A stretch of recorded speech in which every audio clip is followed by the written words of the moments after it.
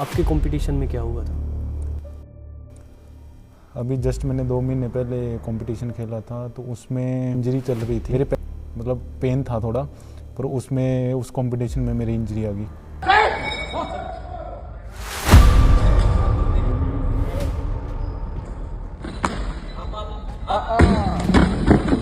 जब मेरा काफ़ी स्ट्रगल का टाइम चल रहा था, तो मेरी मम्मी ने भी मेरे लिए फैक्ट्री में काम करा था। एक टाइम तो ऐसा आ गया था ज़िंदगी में कि मेरे ही कोच ने मुझे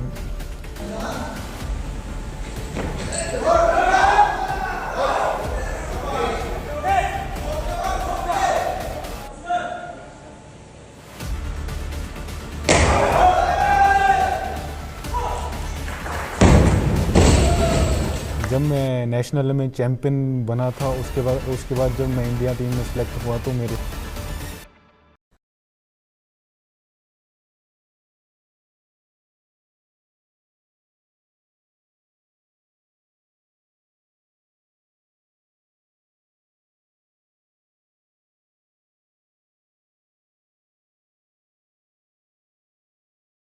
और अंतर्राष्ट्रीय खेलों में कॉमनवेल्थ गेमों में सिल्वर मेडल जीत के हिमाचल में वापस आए हैं, परंतु आज भी इनको कोई नहीं जानता। आज हम उनकी कहानी को कवर करने जा रहे हैं ताकि ये लोगों के बीच में आ सके और ज़्यादा से ज़्यादा अपने आप को दिखा सके। इनकी स्टोरी के पीछे कितना संघर्ष है ये हम आप सभी को बताएंगे। तो स्वागत है भाई जी आपका। सबसे पहले आपने अपना कीमती समय हमें दिया और आप हमारे पॉडकास्ट में आए। धन्यवाद निखिल भाई, मुझे यहाँ बुलाने के लिए। सबसे पहले भैया हम आपकी शुरुआत से जानना चाहेंगे कि आपने जब ये, मेरे को लग रहा है आपके गांव में आसपास कहीं पे भी ये वेट लिफ्टिंग का नाम भी नहीं सुना होगा, तो आपने उस टाइम पे कैसे स्टार्ट किया था ये वेट लिफ्टिंग का, जो आप में जुनून आया किस तरह से आया था? वेट लिफ्टिंग का तो खैर पता भी नहीं था जी। पर शुरू से ऐसा था ना, जैसे एक जन्मजाति होता है ना, कि मुझे शौक था जैसे सेहत बनाने का, या किसी बॉडी बिल्डर को या किसी तगड़े इंसान को देखना, तो मुझे वैसे ही बहुत अच्छा लगता था वो, मतलब खुशी होती थी कि मुझे भी ऐसे बनना है। जी। तो शुरुआत हुई थी, बहुत पहले की बात है, शायद नाइन्थ में पढ़ता था मैं, तो तब कॉलेज से वहाँ था, कॉलेज में वेट लिफ्टिंग वेट था। जी। तो वहाँ कॉलेज से ना किसी ने मुझे बताया कि एक वेट लिफ्टिंग गेम होती है जिसमें वजन उठाते हैं। जी। तो वो लड़के जा रहे थे स्टेट खेलने, ओपन स्टेट जो रहती है उसमें। तो ये मेरे हाल काफ़ी टाइम पहले की बात है, उस टाइम इतना मतलब स्टैंडर्ड नहीं था गेम का। तो तभी मैं उन लड़कों के साथ गया था, कॉलेज के लड़कों के साथ, सिल्वर मेडल आ गया था ऐसे ही। जी। तो तब से फिर मैंने सोच लिया कि मुझे यही करना है।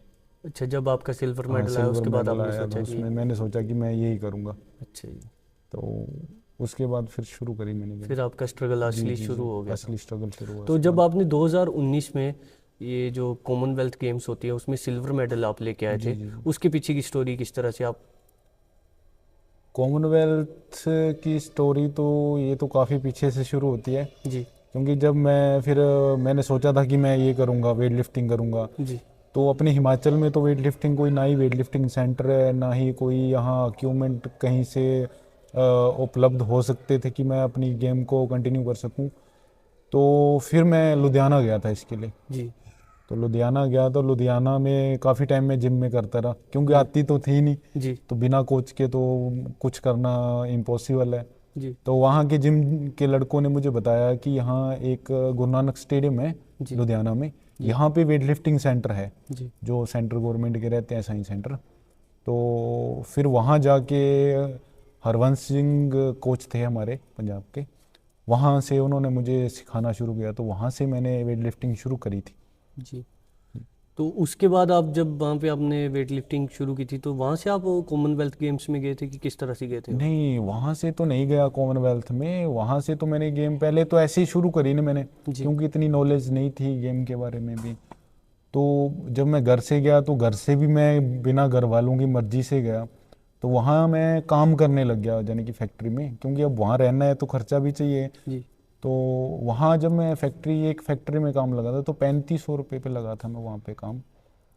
तो वहाँ से मतलब सवेरे शाम जिम जाता था, दिन में काम, तो 3500 रुपये मिलता था उसमें। एक जहाँ मैं जिम में जाता था पहले, वहीं उसी लड़के का एक स्टोर रूम था, तो उसमें मैं एक छोटी सी मंजी लगा के वहाँ पे मैंने मतलब रहना, वो मेरा रूम था, वहाँ पे रहना मैंने शुरू करा, वहीं से काम जाता था और वहीं से ही मैं एक्सरसाइज के लिए जाता था साइकिल पे। तो मतलब 3500 रुपये में, अब आपको पता है, भी खाना भी खाना है, रूम का तो चलो मैं नहीं देता था उसको पैसे, उसने फ्री रखा था मुझे वहाँ पे, पर 3500 में फिर बड़ा स्ट्रगल करने में, मतलब खाने डाइट में बड़ी दिक्कत होती। तो वहाँ मैंने खाना लगवाया था एक मेस में, ये अपने पीजी पूजी नहीं होते वहाँ पे, जी 1600 रुपये दे के वहाँ मैं लगभग मैं 2.5-3 साल वहाँ मैंने खाना खाया होगा। तो वहाँ मेस में तो आपको पता ही है कितना खाना देते हैं वहाँ पे। तो मैं आपको यकीनन बताऊँ कि मेरा 3 साल तक मुझे पेट भर के खाना नहीं मिला मुझे वहाँ। तो वहाँ से फिर ऐसे चलते रहे, फिर धीरे धीरे जैसे मैं तगड़ा भी हो गया गेम में, तो स्टेट स्टूट जितने भी लगाए उसमें मेरे मेडल आते रहे, गोल्ड मेडल आता रहा। तो उसके बाद फिर जैसे जैसे टाइम थोड़ा ठीक भी हो गया थोड़ा, उसके बाद फिर जब जो मेरे कोच थे वहाँ पे अपना जो सेंटर गवर्नमेंट के साइंस सेंटर जैसे मैंने बताया, जी तो स्टेडियम के साथ ही साइंस सेंटर था, हॉस्टल जिसमें बच्चों को अडॉप्ट करते हैं। जी 300-350 रुपये की डाइट मिलती थी उस टाइम, शायद अब तो बढ़ गई है। जी तो वहाँ पे लेते हैं बच्चों को। तो वहाँ पे एक सिक्योरिटी गार्ड की मतलब रिक्वायरमेंट थी, तो मेरे कोच ने वहाँ पे मुझे जॉब लगवा दिया। अच्छा अच्छा यानी कि वहाँ से थोड़ा अच्छा हो गया कि नाइट ड्यूटी होती थी, जी तो 10 से शुरू होती थी मेरी नाइट ड्यूटी, तो सवेरे 6 बजे तक। तो इसमें ये था कि मेरी ट्रेनिंग के लिए मुझे प्रॉपर टाइम मिलने लग गया। जैसे शाम को भी मैं 9 बजे तक ट्रेनिंग कर सकता था रात को, और सवेरे भी 6 बजे ड्यूटी खत्म होने के बाद मैं पास में चला जाता था। तो नाइट को मैं सिक्योरिटी गार्ड की जॉब करके और उसके बाद मैं अपना फैक्ट्री में चला जाता था। ये था, वहाँ थोड़ा सोने को मिल जाता था 4-5 घंटे, तो इतने में हो जाता था अपना, रिकवरी हो जाती रिकवरी थी। हो जाती थी। तो क्योंकि अब भाई अगर गेम करनी है तो उसमें डाइट के लिए पैसे भी चाहिए। जी तो फिर वहाँ से हम, मेरा ठीक है थोड़े लगे बनने, थोड़े दिन में भी कमा लेता था पैसे, और इसमें भी 7,500 रुपये मिल जाते थे सिक्योरिटी गार्ड में भी। जी तो यहाँ काफ़ी टाइम रहा, फिर ऐसे भी कर लिया ना मैंने, जैसे कि रात को जब मैं अपना ट्रेनिंग करके सीधा ही आ जाता था यहीं अपना सेंटर में। साइंस सेंटर में आ जाता था। तो यहाँ हॉस्टल में खाना तो बनता था सभी बच्चों के लिए, तो मैं फिर जैसे जब बच्चे सारे खा जाते थे तो मैं फिर जो बचा बुचा खाना था वो खा के अपना गुजारा कर लेता था, मतलब शाम की डाइट का। अब टाइम ऐसा था कि मैं 9 बजे ट्रेनिंग करके फ्री होता था, अब मैं खाना कहाँ खाऊं, तो खाने की बड़ी दिक्कत। पहले तो चलो मैं जब स्टार्टिंग लगा तो इतना पता नहीं था, तो मैं वहाँ पास में एक गुरुद्वारा था तो वहाँ जाता रहा खाना खाने, पास में गुरुद्वारे में। फिर रात को वहीं खा लेता था, फिर थोड़ा चलो मैस वालों से भी थोड़ा जान पहचान हो गई तो चलो वो खिला देते थे खाना। तो ऐसे तब तक चलता रहा। तो काफ़ी स्ट्रगल था इसमें। हाँ स्ट्रगल तो था, और एक बार तो मैं आपको बताऊं कि जब मुझे शायद लगभग 2.5-3 साल हो गए तो मैं ठीक हो गया था, मतलब जी 160 क्लीन एंड जर्क करने लग गया था, मतलब 20-25 स्नैच कर लेता था, 120-25 स्नैच। तो वहाँ ना हम 3 सिक्योरिटी गार्ड काम करते थे, तो उसमें से एक चेंज हो गया, सिक्योरिटी गार्ड नया आ गया, सरदार था वो, मैं नाम नहीं लेना चाहता उनका। तो उन्होंने, यानी कि वो 3 हो गया, 8-8 घंटे की ड्यूटी थी। तो जो तीसरा नया सिक्योरिटी गार्ड आया ना, उसने पता नहीं क्या, मतलब कई होते हैं ना कि इधर की बातें उधर लगाने, वो वाला इंसान था। उसने पता नहीं मेरी बातें को उससे क्या क्या कान भर दिए मेरे मेरे बारे में उसके। तो पता नहीं कोच मेरे से नेगेटिव हो गए, तो कोच साहब ने मुझे वहाँ से काम से निकलवा दिया, और वहाँ जिम से भी निकाल दिया, यहाँ मैं ट्रेनिंग करता था। तो अब मुझे तो दिक्कत होगी कि मैं भैया अब कहाँ गेम करूँगा, क्योंकि तब तो मेरा पूरा वो था फोकस था कि मैंने इसी में करना है जो भी करना है। तो वहाँ ना मेरे पास काम बचा, ना मेरे पास जिम बचा एक्सरसाइज करने के लिए।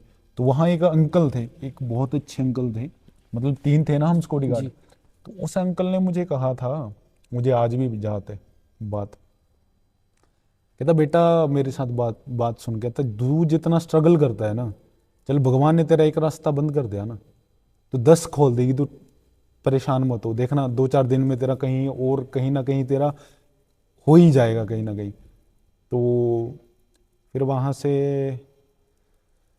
मैंने शायद यहाँ कुराली में एक कोई लड़का एक्सरसाइज करता था, तो मैंने उसको फ़ोन करा कि वहाँ के कोच साहब से बात कर यार, मुझे ट्रेनिंग करने आना है वहाँ पे। तो वहाँ के कोच साहब मान गए कि आप आ जाओ।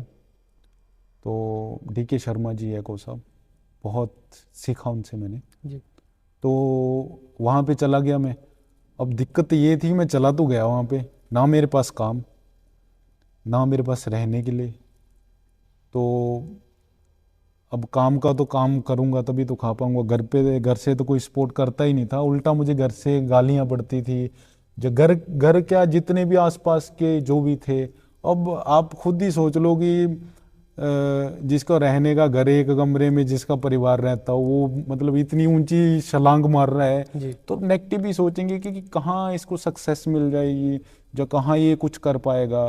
तो मुझे ऐसे बोलते थे कि ये बर्बाद हो जाएगा लड़का, ये गलत रास्ते में पड़ गया। मैं यहाँ गया, मैं और बताता हूँ, यहाँ मैं रहता था ना, जी। रहता था। अब जहाँ पे रहता था तो मैं सवेरे निकल जाता था, कुछ 6 बजे निकल जाता था, 6 या 5 बजे निकलता था मैं।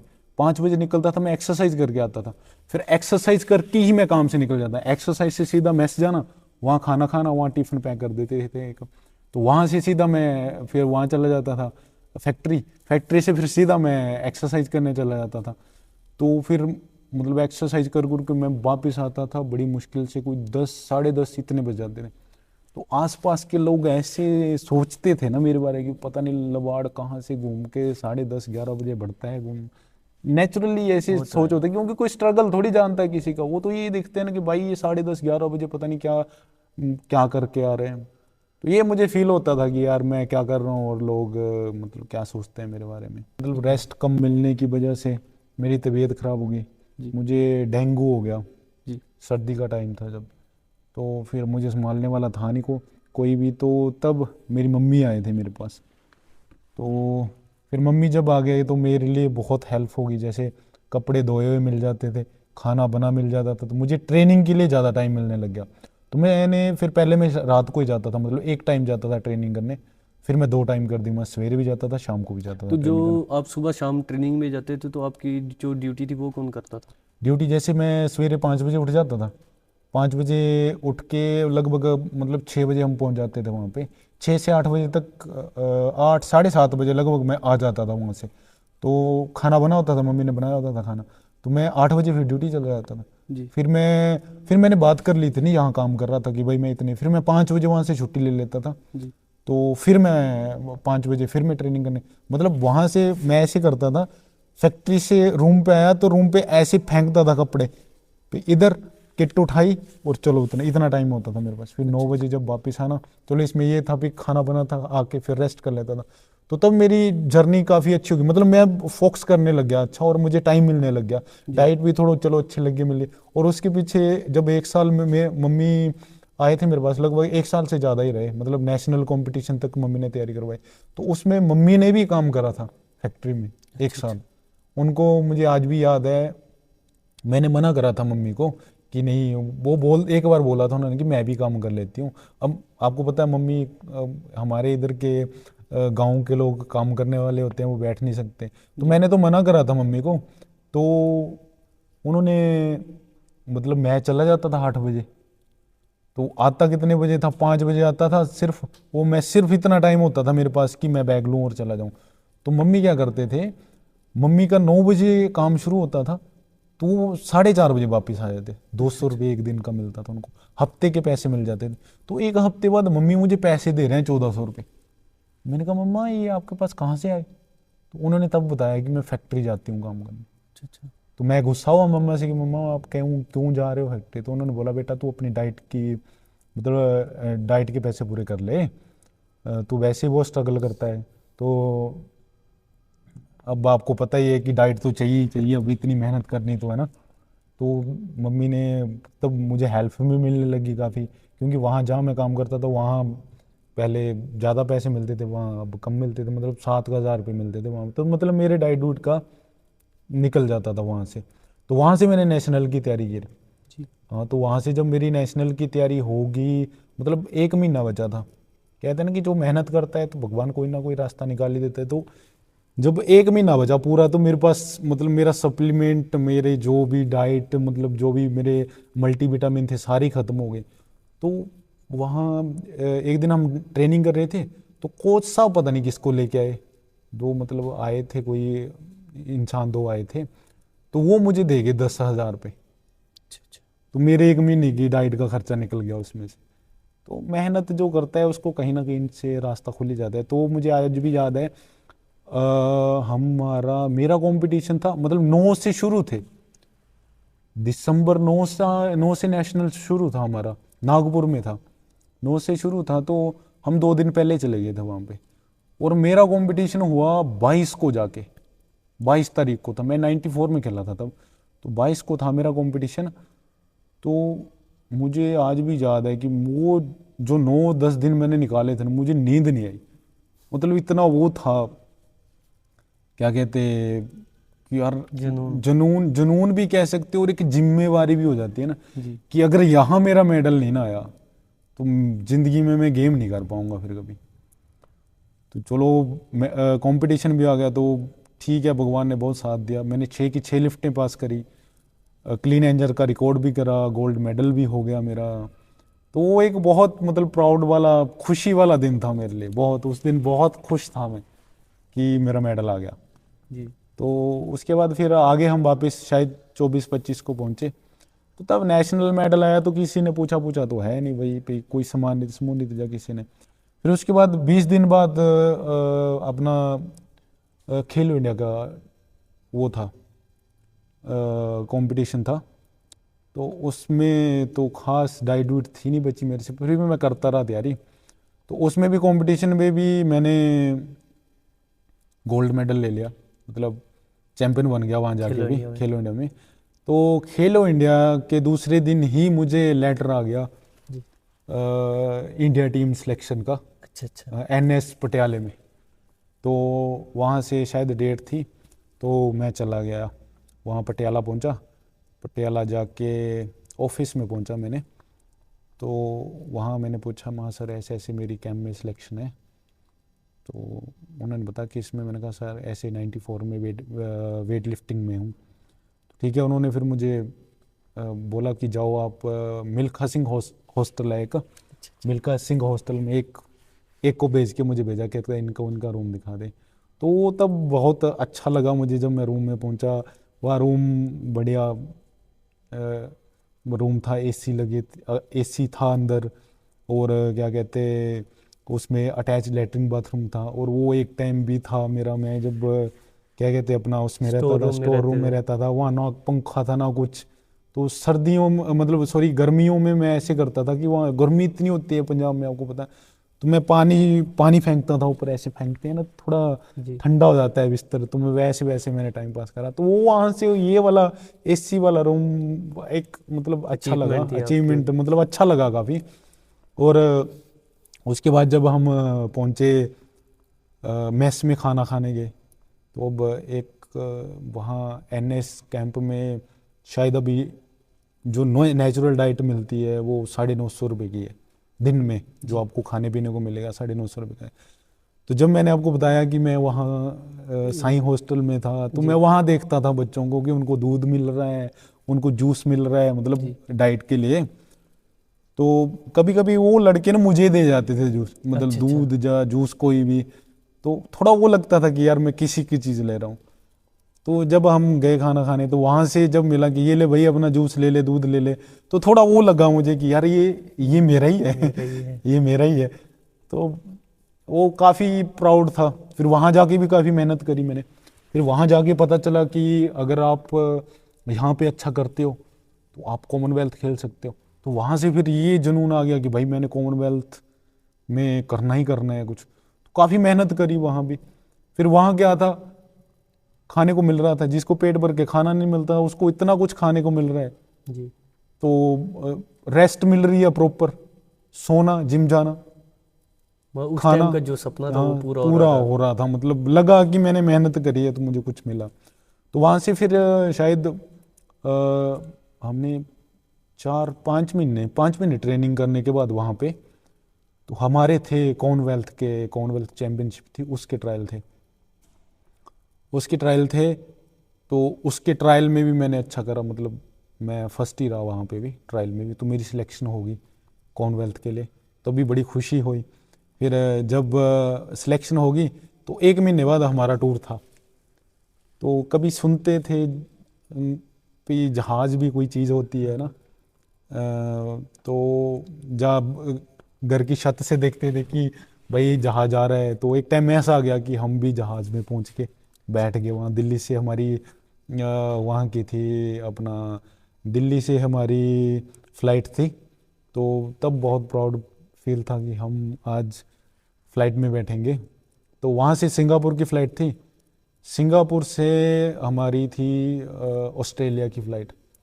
तो ऑस्ट्रेलिया से एक देश है समोआ, ऑस्ट्रेलिया के साथ ही शायद वो अटैच है, तो वहाँ था हमारा कंपटीशन। तो हमें 5 घंटे लगे थे शायद यहाँ से सिंगापुर पहुँचते, और सिंगापुर से ऑस्ट्रेलिया पहुँचने में लगे थे 8 घंटे, और उसके बाद समोआ में पहुँचने में लगे थे शायद 4 साढ़े 4 घंटे। तो वहाँ पे पहुँच गए। फिर वहाँ पे जब पहुँचे तो हमें रिसीव कर लिया उन्होंने, गाड़ियाँ आ गई थी हमें रिसीव करने के लिए। तो वहाँ से हमें उन्होंने होटल छोड़ दिया। फिर होटल से दूसरे दिन उन्होंने कंपटीशन हॉल भी दिखा दिया कि यहाँ कंपटीशन है और यहाँ आपका ट्रेनिंग एरिया है। तो वहाँ भी 9 दिन बाद मेरा कंपटीशन था, तो वहाँ भी मेरा सिल्वर मेडल आ गया। वहाँ जाके भी अच्छी मेहनत करी, सिल्वर मेडल आ गया। तो जब मेरा सिल्वर मेडल आया वहाँ पे, तो तब जाके दुनिया को पता चला कि मैंने कुछ करा है। जब मुझे जैसे मैं आज मेरा मेडल आया, तो कल सुबह मुझे स्क्रीनशॉट आ रहे हैं कि भाई तेरी अखबार में फ़ोटो छपी है। जब कभी ऐसा हुआ ही नहीं कि मेरी फ़ोटो छपी, मेरे पहले भी स्टेट में मेडल आए जहाँ नेशनल में मैंने बताया, कभी फ़ोटो लगी ही नहीं। तो फर्स्ट टाइम मैंने देखा यार मेरी फ़ोटो लगी है। तो वहाँ से हम फिर वापस आ गए। तो वहाँ से जब हम वापस आए तो ऑस्ट्रेलिया में हमारा स्टे था रात का। तो हम जैसे ही मतलब उससे एयरपोर्ट से बाहर आए तो हमारे लिए गाड़ी खड़ी थी, बस खड़ी थी, एयर कंडीशनर बस थी। वहाँ उन्होंने हमें होटल छोड़ दिया। तो वहाँ पे मैंने फर्स्ट होटल देखा था कि जो कार्ड के साथ खुलता है ना, 5 स्टार पे कार्ड लगाओगे तभी, और कार्ड डालोगे तभी लाइट जलेगी, नहीं तो नहीं। तो वो एक अच्छा एक्सपीरियंस था। एक तो मिडिल क्लास बंदे के लिए हाँ काफ़ी पे बड़ी अचीवमेंट थी काफ़ी वो। बढ़िया अचीवमेंट थी। तो फिर उसके बाद जब हम वापस आ गए, घर आ गए, तो सम्मानित भी करा, लोगों ने काफ़ी सपोर्ट करा, काफ़ी हार होर पहनाए, वो अच्छा अचीवमेंट थी एक। तो कल्याण जी, आपकी कहानी में काफ़ी दर्द था, है ना? परंतु जो आज के समय में मैं अभी भी देख रहा हूँ, जो आप अभी भी झेल रहे हो, वो आपकी माता जी का जो स्वास्थ्य अभी भी ठीक नहीं है। तो वो क्या दिक्कत है, किस तरह से आप मैनेज कर रहे हो ये सब कुछ? वो उनको तो लगभग 4 साढ़े 4 साल हो गए कि वो मतलब बिस्तर पे ही हैं। तो पहले उनकी जो प्रॉब्लम थी ना, वो थी, वो पैरालाइज हो गए थे। तो पैरालाइज के बाद अब जस्ट 2 साल पहले फिर उनकी किडनियाँ फेल हो गई, उनकी शुगर की भी प्रॉब्लम है। तो अब उनका जलंधर से चल रहा है उपचार। तो उसमें आपको पता ही है, अब हॉस्पिटल में डायलिसिस चल रही है उनकी। तो उनका अब जो मेरी डाइट के लिए लगते थे पैसे, वो उधर लगने शुरू हो गए। तो अब डाइट का और घर का काफ़ी दिक्कत चल रही है। और इसमें अभी मैं जस्ट ये 6 7 दिन पहले मम्मी बीमार हो गए थे, तो मैं हॉस्पिटल में ही था जलंधर में। तो 15 दिन में हॉस्पिटल में रहा। तो अब थोड़े ठीक हुए हैं तो घर पे लेके आएंगे। पर अब ये है ना कि किडनी पेशेंट का कभी भी बीमार हो जाते हैं, और ये है कि ये तो कंटिन्यू जब तक इंसान है तब तक उनका डायलिसिस चलेगा ही चलेगा। तो उनकी दवाई, और आपको पता है टीके टूके उनको 7 7 साढ़े 7 7 हज़ार का तो एक एक टीका लगता है मतलब हफ्ते में। तो बहुत मुश्किल चल रही है इस टाइम इस बारे में। और मेरा डाइट का थोड़ा फिर इसमें दिक्कतें चल जाती है कि डाइट भी, अगर आपको मैं बताऊं, अगर आपने अच्छी प्रोफेशनल तैयारी करनी है तो आपको कम से कम 50 हज़ार रुपये एक महीने की डाइट चाहिए। तो इसको मैनेज करना बहुत ज़्यादा मुश्किल हो रहा है। मुश्किल क्या, मैं तो गिव अप करने वाला ही था कि, बट अभी मैं आपको शायद एक बात नहीं बताई, हमारे चौड़ी से हैं डिम्पल भाई जी, जिन्होंने मुझे थोड़ा सपोर्ट करा है। और उनके कुछ पोस्टें डालने की वजह से काफ़ी लोग जागरूक हुए हैं। तो उधर से काफ़ी सपोर्ट मिला है मुझे। भाई, जहाँ पे मैं अभी देखता हूँ, जो कॉमनवेल्थ एक खिलाड़ी है, कई अदर स्टेट में, वो एक बार मेडल लेके आ गया तो उसकी ज़िंदगी बन जाती है, वो किसी सुपरस्टार से कम नहीं होता। परंतु आपको देख के ऐसा नहीं लग रहा मेरे को। मतलब है तो आप सुपरस्टार हो, मतलब जी जी अपने आप में सुपरस्टार हो, परंतु आपकी घर की स्थिति जिस तरह से आप बता रहे हो, आप अपने माता जी की स्थिति आप बता रहे जी हो, जी। कितना स्ट्रगल करना पड़ रहा है आपको, उस तरीके से मेरे को नहीं लग रहा कि आप, जैसे अभी आप कॉमनवेल्थ गेम में जीत के आए हो, बाकी ऐसे खिलाड़ियों के साथ भी ऐसा ही होता है कि आपके साथ ही ऐसा हो रहा है? नहीं, अदर स्टेट में काफ़ी सपोर्ट करती है जी। सरकारें। यहाँ तक स्थिति का कारण तो मैं आपको सही बताऊं कि हमारी जो जागरूकता है, जो हमारे मतलब हमारा भाईचारा, जो हमारे लोग हैं, वो हमें सपोर्ट ही नहीं करते। मैं आपको सीधी सी बात बताऊं, अगर मैं खुद अपना इंस्टाग्राम अकाउंट बताऊं, तो मैं अगर वीडियो डालता हूं तो उसमें मुझे नहीं लगता कोई 50 50 लोग भी रिएक्शन करते होंगे। अगर आप ऐसे उल्टी सीधी वीडियो देखो तो कहाँ मिलियनों तक लाइक जाते हैं, जो कमेंट जाते हैं, जो उनको फॉलो करते हैं लोग। हमें कोई फॉलो नहीं करता। जब आप मेहनत करने वालों को फॉलो नहीं करेंगे तो हम कहाँ जाएंगे, हम किसके पास जाएंगे, हमें कौन सपोर्ट करेगा।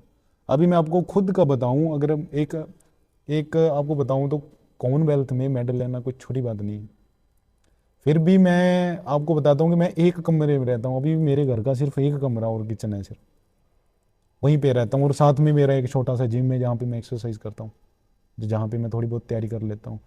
तो इसके पीछे मैं पब्लिक को भी ठहरा रहा हूँ जिम्मेदार कि आप लोग उन स्पोर्ट्समैनों को सपोर्ट नहीं करते हैं जो बहुत ज़्यादा मेहनत करते हैं, बहुत ज़्यादा मेहनत करते हैं, सेक्रीफाइस करते हैं, सब कुछ छोड़ते हैं अपना। जितना पैसा कमाते हैं सारा पैसा खुद पे लगाते हैं वो। अब आप खुद ही सोचो भाई जी, किसी को शौक है, किसी की शौक है कि जितने पैसे कमा रहा है वो खुद पे लगा रहा है, और उसकी गारंटी नहीं है, कोई गारंटी नहीं है कि आप जो पैसा लगा रहे हो उससे आपको कुछ मिल जाएगा। तो वो स्पोर्ट्समैन फिर भी लगाता है, क्योंकि वो अपने शौक के लिए, अपने देश के लिए मेहनत करता है, अपने इलाके के लिए मेहनत करता है। तो अभी मैं आपको बताऊं, मेरे अभी लगभग 3 साल हो रहे हैं, 3 साल से मैं इंजरियों से जूझ रहा हूँ। 3 साल से मेरी इंजरियां चल रही हैं। एक फर्स्ट टाइम जो मेरी इंजरी आई वो अडॉप्टर मसल में आई, वो मेरा साल ख़राब हो गया। उसके बाद मेरे थाई में IT बैंड मसल टेयर हो गया, उससे में मेरा साल ख़राब हो गया। वो तो मेरा टेयर तब हुआ जब कंपटीशन के लिए बचे 15 दिन थे, और जो मैंने 3-4 लाख रुपया लगाया था अपने ऊपर, कहीं से मांग के, ये वो कहीं से अरेंज करके, वो ख़त्म हो गया सारे का सारा। तो हम इतना कुछ सहते हैं। फिर अभी जस्ट पीछे आपको बता रहा था कि मेरी इंजरी आई। अभी मैंने पिछले साल जब डाइट की दिक्कत थी तो मैंने अपने थोड़े बहुत दंगल दुंगल लड़के, वहाँ से मैंने डाइट के लिए पैसे अरेंज करे। तो वहाँ से जो पैसे मैंने अपनी गेम पे लगाए, तो अब फिर राइट लेग वाला मेरा थाई का मसल टेयर हो गया, IT बैंड। तो हम इतना संघर्ष करते हैं तो हमें फिर भी सपोर्ट नहीं मिलता। यहाँ तक कि मुझे ये दुख होता है कि अगर मैं अपने खुद के पास से गांव को पूछूं ना कि मैं कौन हूँ या क्या कर रहा हूँ, तो आधों को पता नहीं होगा कि मैं कौन हूँ। मैक्सिमम बंदों को नहीं पता। तो इसमें किसकी गलती है? पब्लिक की गलती है ना। अगर मैं अभी इंस्टाग्राम के बंदों के बारे में पूछ लूँ, जो सिर्फ जिनसे कुछ सीखने को नहीं मिलता, सिर्फ हमें उल्टी बातें ही सीखने को मिलती है, जिन बातों से हमारे बच्चे खराब, जो हमारे एक स्वभाव खराब हो सकता है, वो चीज़ें देखने को मिलती है। उनको लाखों लाखों व्यूज़ मिलते हैं, लाखों लाखों सब्सक्राइबर मिलते हैं। तो इससे दुख होता है हमें कि अगर मैं आपको बता, हमें जनता थोड़ी सी सपोर्ट कर ले, हमारे भी थोड़े हम फॉलो करने वाले लोग बढ़ जाएं, जब फॉलोवर बढ़ जाएं, तो हमें भी कोई ना कोई कंपनी स्पॉन्सर कर देगी। कोई कंपनी स्पॉन्सर कर देगी तो हमें भी तो हेल्प मिलेगी ना। अगर एक स्पोर्ट्समैन खाएगा कुछ तभी करेगा ना। एक मैंने किसी बहुत सियाने बंदे से बात सुनी थी, कहते हैं कि एक पहलवान को पालना आसान नहीं होता, एक पहलवान घर की दीवारें भी खा जाता है। तो अगर हमें सपोर्ट करेंगे तो हम तभी तो हमारे जो है बंदे, जो हमारे जो स्पोर्ट्समैन पीछे रह जाते हैं। इसका कारण यही है कि हमें सपोर्ट ही नहीं मिलता। यही कारण है कि हिमाचल से कोई हिमाचल से तो बिल्कुल भी सपोर्ट नहीं मिलता। मैं आपको बताऊं, कोई नहीं है हमारे हिमाचल में। अब ऐसे प्लेयर हैं, काफ़ी अच्छे प्लेयर निकले हमारे में। अब मेरे पूरे हिमाचल में एक भी वेट लिफ्टिंग सेंटर नहीं है। एक बहुत मतलब शर्म वाली बात है कि एक भी वेट लिफ्टिंग सेंटर नहीं है हमारे पास, एक भी साइंस सेंटर नहीं है। सिर्फ एक धर्मशाला में है लड़कियों का कबड्डी का साइंस सेंटर, बाकी कोई साइंस सेंटर नहीं है यहाँ पे। कोई खेलो इंडिया सेंटर नहीं है। कोई बच्चा ऐसा नहीं है कि कोई बच्चा बोले कि भाई मुझे ये वाला स्पोर्ट्स करना है तो मैं इस एकेडमी में चल जाऊँ। कोई एकेडमी है ही नहीं। तो कहाँ से हमारे जो जनरेशन है, जो हमारा यूथ है, स्पोर्ट्स में जाएगा? मेडल कहाँ से आएगा? कहाँ से आएंगे मेडल? तो अदर स्टेट में जो होते हैं, जो कॉमनवेल्थ प्लेयर होते हैं, जो उनको क्या ये सारा सपोर्ट मिलता है? जी, अदर स्टेट में मैं अभी पंजाब की बात कर लूँ, हर एक छोटे कस्बे में ग्राउंड होगा, हर एक छोटे से गांव में कोई जिम होगा, हर एक मतलब 20 किलोमीटर के एरिया में, लगभग 20 किलोमीटर के एरिया में हर कोई वेट लिफ्टिंग सेंटर होगा, कोई एथलेटिक ग्राउंड होगा, कोई स्टेडियम होगा। अरे ऐसी सरकारें भी हैं। अभी मैं उड़ीसा में कंपटीशन खेलने गया था, तो उड़ीसा के जो भी बच्चे हैं ना, अगर जिनका स्टेट में भी मेडल है ना, तो उड़ीसा सरकार उनको रोजाना डाइट का खर्चा देती है। और अगर आप कंपटीशन खेलने के लिए, पार्टिसिपेशन करने के लिए, कंपटीशन खेलने के लिए कहीं जाते हो, तो वो आपको घर से निकलने का और वापस घर तक पहुंचने का खर्चा देती है। थर्ड एसी, थर्ड क्लास में आपका टिकट करके देती है। और वहां जो आपका खर्चा होगा 8-10 हज़ार रुपये, 10-12 हज़ार रुपये कैश पॉकेट मनी देती है। और उनको एक बढ़िया किट मिलता है जिसमें उनकी जो भी स्पोर्ट्स है उसका किट होगा। मैं आपको खुद बताऊं, मैं कॉमनवेल्थ मेडलिस्ट हूं, मुझे ये कहते हुए बड़ा दुख होता है कि मुझे हिमाचल सरकार का एक ट्रैक सूट नहीं मिला अभी तक कि मैं बता सकूं। अगर मैं अदर स्टेट में खेलने जाऊं, मुझे अगर मालूम मैं नेशनल खेलने जा रहा हूं, कैसे पता चलेगा कि मैं हिमाचल का हूं? मैंने हिमाचल का ट्रैक सूट पहना होगा तभी पता चलेगा कि ये हिमाचल का है, ये हिमाचल की टीम है। तो हमें आज दिन तक हिमाचल सरकार से एक ट्रैक सूट तक नहीं मिला। धनराशि की उम्मीद तो काफ़ी दूर है। अभी मेरे 3 मेडल है, नेशनल मेडल है, खेलो इंडिया में मेडल है, मेरा कॉमनवेल्थ में मेडल है। आज 5 साल होते आए मुझे कोई 1 रुपया तक नहीं मिला।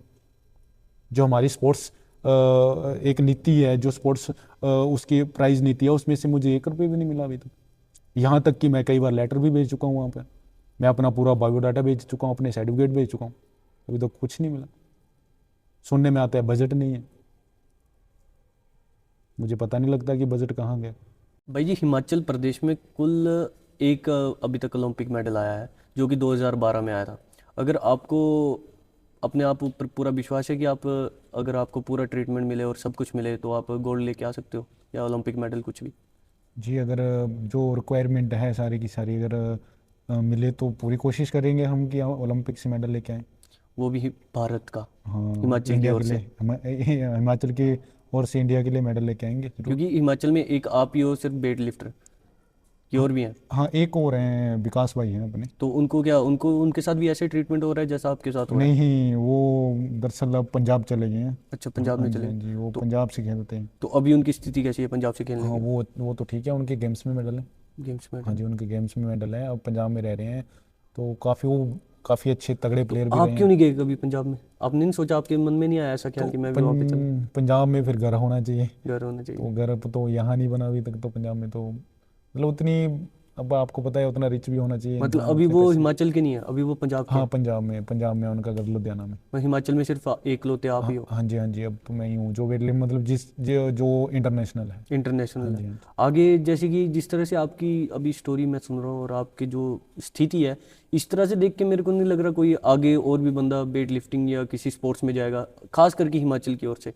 क्योंकि आपके साथ ऐसा नहीं होगा जैसा कि अदर स्टेट में होता है बंदों के साथ। अगर आपको भी सही वो मिलता तो आपको देख के आगे के बंदे जो है वो उत्साहित होंगे कि नहीं यार मैं भी कुछ करूँगा, कुछ करूँगा। जी जी, अगर जैसे मुझे भी सरकार से सपोर्ट मिलती जी जितनी मुझे चाहिए थी, जी तो जो मेरे अभी थोड़ा टाइम ख़राब हुआ है गेम जी का, वो जी। शायद ना होता। तो शायद हम भी अभी तक कहीं और पहुंच जाते।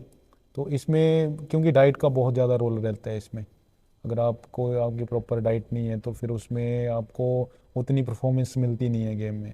या तो आपको इंजरी हो जाएगी, या आप बीमार हो जाओगे विदाउट डाइट। अब एक बिना डाइट से आप शरीर को कितना कष्ट दे सकते हो। तो अगर भाई जी आप आने वाली यूथ को क्या संदेश देना चाहोगे, और अगर आपके फ्यूचर प्लान कैसे हैं कि आप, अगर आपको सब कुछ सही होता रहा तो आप आगे की सोच क्या रखते हो हिमाचल की तरफ? आने वाले यूथ के लिए तो मैं यही कहता हूँ कि अगर आपने कोई भी स्पोर्ट्स करना है तो खुद के दम पे ही करें, क्योंकि सरकार कुछ खास सपोर्ट करती नहीं है यहाँ पे। और ये है कि अगर जो अपना परफेक्ट देता है गेम में, किसी भी गेम में अपनी अच्छी मेहनत करता है, ईमानदारी से मेहनत करता है, या किसी भी उसमें अच्छी मेहनत करता है, तो उसको कोई ना कोई सक्सेस, जब भगवान हमेशा उसको कोई ना कोई फल जरूर देता है। अगर ये है कि प्रॉपरली वो एक काम में लगा है तो उसमें कम से कम अपने 5 साल जरूर दे। 5 साल में उसको उसमें से कुछ ना कुछ तो जरूर मिलेगा। तो आपका आगे का फोकस क्या है? आगे का भी तो जस्ट इस साल जो कंपटीशन है, अपने नेशनल कंपटीशन है, शायद नेशनल गेम्स भी हो, तो पहले तो मेरा ये है। अगर उसके बाद नेशनल गेम्स के बाद अगर अच्छा चला, डाइट की रिक्वायरमेंट पूरी होगी, तो उससे आगे हम कॉमनवेल्थ के लिए भी तैयारी करेंगे।